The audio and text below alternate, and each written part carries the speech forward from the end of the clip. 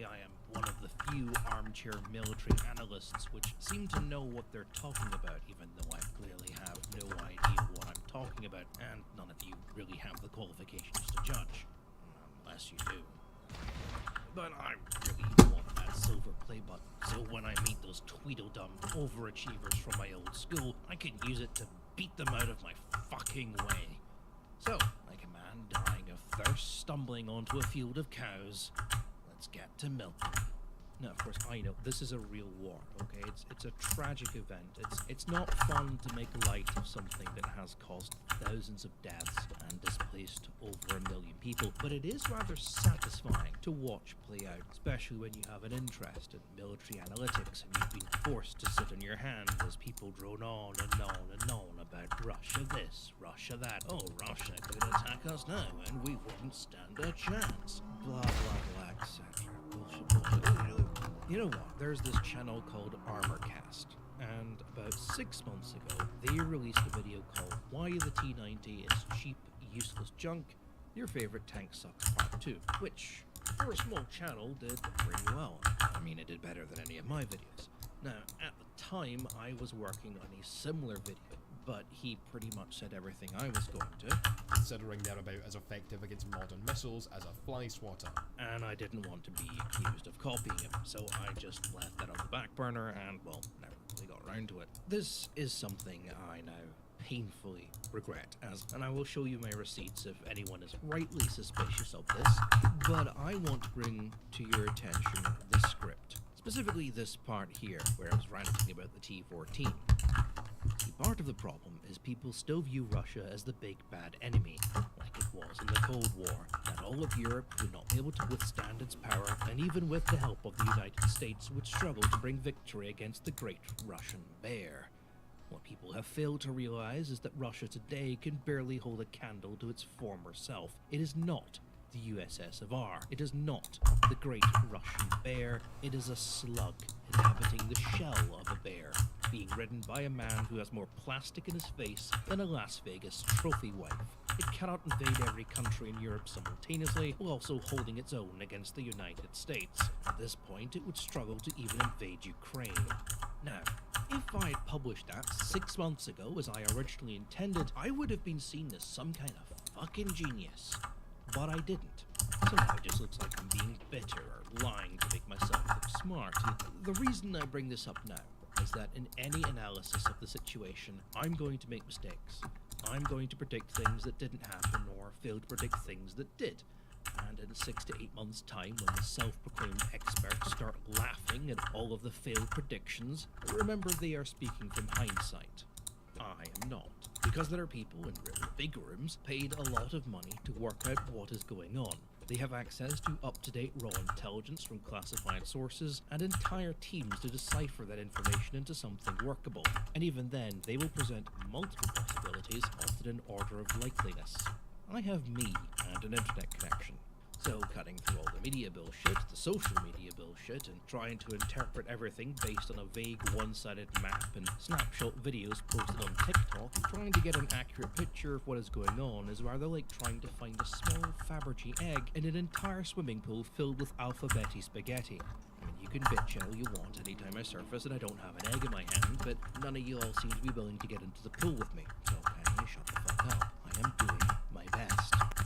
As I said last time, every time I cover this war we get some new major update, and the last few days have been pretty significant, because it's almost like Russia have been reviewing the criticism this war has received online and vowed to change. So they agreed that not taking out power and internet on day one and letting civilians take photos of their military convoys was pretty stupid, and you'll never guess what their solution was. That's right, blow up a fucking nuclear reactor. I mean, what could possibly go wrong? I think this kind of underlays a problem with the Russians that no one really seems to be mentioning, and that is we've clearly got some kind of command structure in place, but only really from the middle up. A huge part of Russia's pure performance seems to be the almost lack of command and control at a local level. And I say this not because they don't have field commanders, they blatantly do. considering the amount that have been killed by sniper fire recently. But the Russians act like they're the new kid at Burger King. They're stumbling about, not really sure where everything is or how everything works, and being really awkward at trying to do the one simple thing that they should, if I may. When I worked at Burger King, and yes, I did for far too long, we had this new guy. Now, normally, new guys, we used to call them the 45-minuters, because our manager would throw them in the fries pit on a Friday night just to see how they would get on. And well, if you've worked these kind of jobs in the last decade or so, you'll know that they are no longer a slacker's paradise. They're very intense, unforgiving jobs. So Friday night, just as the queues are piling up, the first of the fights are starting, and what corporate called our core demographic were ripping the furniture out of the floor in protest of only being allowed 2 packets of ketchup, you'd look over and they'd be gone. Anyway, this one guy, I swear to God, they must have picked him straight off the farm. So I'm shift supervisor, and I get the honourable task of babysitting this blind fucker. So I decided, alright, we're gonna just slice up some tomato, you know. So we've got this machine that basically does it for you. No knives required. But the tomatoes sometimes come with bits of dirt and shit on them, so you have to sanitize them. So I show him how to do it, and here's the special sink for washing the vegetables. You fill it with water, you add this packet of food safe disinfectant. It's the brown one, picture of a vegetable on it. Says right here, food safe, right? You add this packet to the water, you leave it there for about 10 minutes, and you give him a hose down, and then put him through the slicer. I think he understands, because he nods and stuff, so I just kind of leave him to it. Check back at him half an hour later, no tomatoes sliced. And there he is, scrubber in hand, trying to hand wash tomatoes in the dishwashing sink, which is full of soap and dishes. He got to go home early. Anyway, what was I saying? Right, so I feel like the Ruskies have been given a rather set of vague and somewhat simple objectives and are trying to blindly carry out those objectives. So someone with a big hat on shouts down the pipeline, "Destroy Ukrainian power supply." They go, okay, and thus immediately start shelling Europe's largest nuclear power plant, because, like the new kid scrubbing tomatoes with dish soap, the simple command has been interpreted with the very simplistic logic that only an 18-year-old armed with a tank will ever understand. Part of the lack of command may be down to the fact that the Russians are using unencrypted radio frequencies to broadcast orders. Yes, I'm not making that up. If you have a walkie-talkie in Ukraine, you can listen in on Russian commanders, which is great if you have an army with a lot of heavy infantry weapons and are looking to create an ambush. Of course, the Ukrainian civilians have a better idea, found the frequencies and started shouting abuse at the Russians or just blasting music at them, jamming up the frequencies, which could explain why the Russian advance slowed to a halt. Possibly because they're waiting on Ivan driving up on his bike, handing them their orders on paper like it was the fucking 1940s. Oh, and Ukraine has captured some of those paper orders. Of course they have. Which revealed that this entire invasion was in fact delayed, so as not to compromise China's Winter Olympics. Now you have to be asking yourself, why? Why are they using open comms like this? Because in an attempt to take down the internet, the Russian troops began destroying all the network towers, which they needed for communications. So now they cannot communicate with each other using these towers. Now, normally this wouldn't be a problem, since taking down stuff like this is typically a day one objectives. Militaries, competent militaries that is, they tend to carry their own communication equipment with them, mounted into a truck. Here's the US version. Russia doesn't seem to have any of these. Now, that's not true. Russia does have them, but for some reason we just haven't seen any, which means they've either forgotten to bring any with them, or they've all been destroyed. The reason we haven't seen any is because a random civilian with a camera, a destroyed tank is more interesting to film than what would appear to them is another truck, which Russia has lost countless of recently. I mean, so many, in fact, that they are shipping civilian trucks and buses from across Russia to help deal with the lack of vehicles. This has also highlighted another problem. You may remember I mentioned that Russia seems to be having trouble hitting anything, such as Ukrainian air defenses. Well, this is because, no, not that they don't have access to stuff like the smart guided bombs that America was using in the 90s, it's that none of them are working. Why? Because they were reliant on the American GPS satellite system to work. Yeah, Russia does not have its own GPS system. So when America and French satellites decided just to cut off Russia's access, all those guided bombs immediately stopped working. This also had the secondary effect that all the GPS systems on Russia's warplanes were using the same network. So now their fighter jets cannot use GPS because it doesn't work. or radar, because that would light them up like a fucking Christmas tree for Ukraine's very much intact anti-air defense network, meaning they have to rely on a somewhat outdated but kind of useful system, which I've forgotten the name of, but essentially you start the plane and you tell it where it is by punching in its exact global coordinates, and then the aircraft uses its own internal chronometers to kind of work out where it is.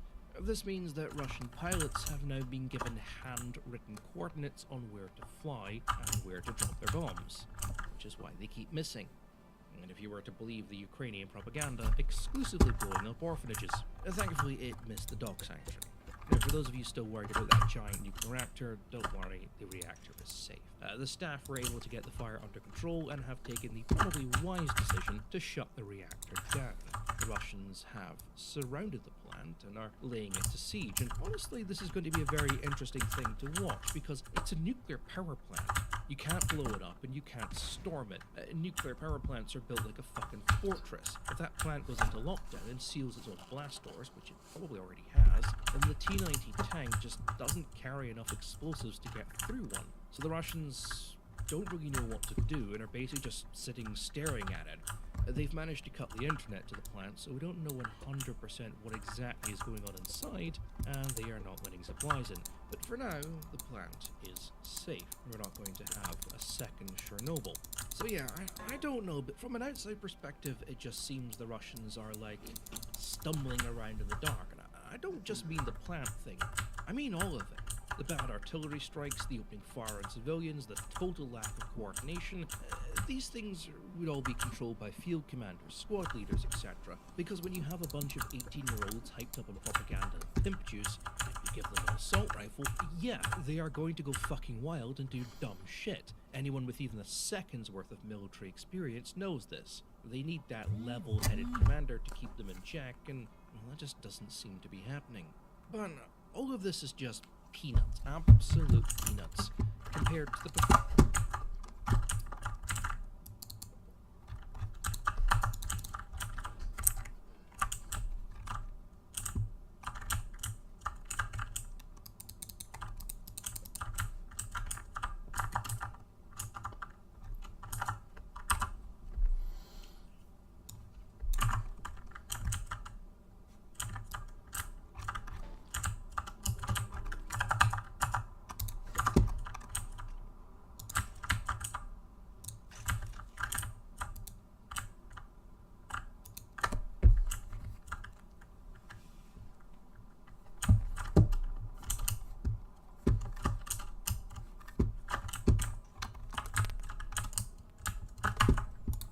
performance of the Russian Air Force.